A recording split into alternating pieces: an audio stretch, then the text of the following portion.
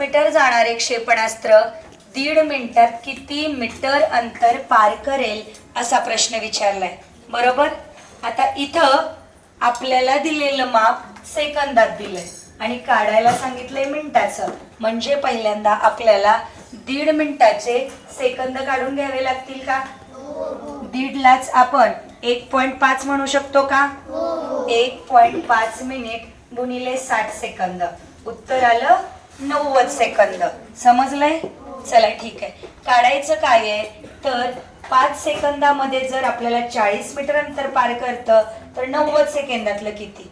त्याच्या आधी आपण 1 सेकंदाचं काढून घेतलं. कसं? 40 मीटर 5 सेकंदामध्ये भाग दिला तर 45 चा आला. याचा अर्थ 1 सेकंदामध्ये ते क्षेपणास्त्र 8 मीटर अंतर पार करतं का? करतं. 1 सेकंदात जर 8 मीटर पार करतं तर 90 सेकंदाचं काढण्यासाठी 90 गुणिले 8 केलं. शून्याचं शून्य आहे असं लिहिलं.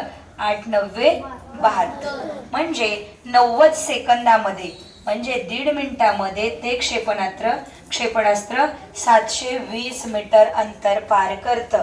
समजलं? याची दुसरी मेथड आहे ती 5 सेकंदात जर 40 मीटर अंतर पार करायचं तर 90 सेकंदात किती? याचा तिरकस गुणाकार करू शकतो आपण. 40 गुणिले 90 छेद 5.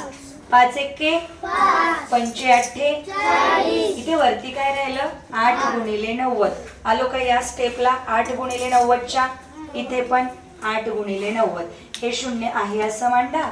8 9 72 म्हणजे आपण काय म्हणू शकतो? 1.5 मिनिटामध्ये म्हणजेच 90 सेकंदामध्ये ते क्षेपणास्त्र 720 मीटर अंतर पार करेल. समजलं? छान. लिहा.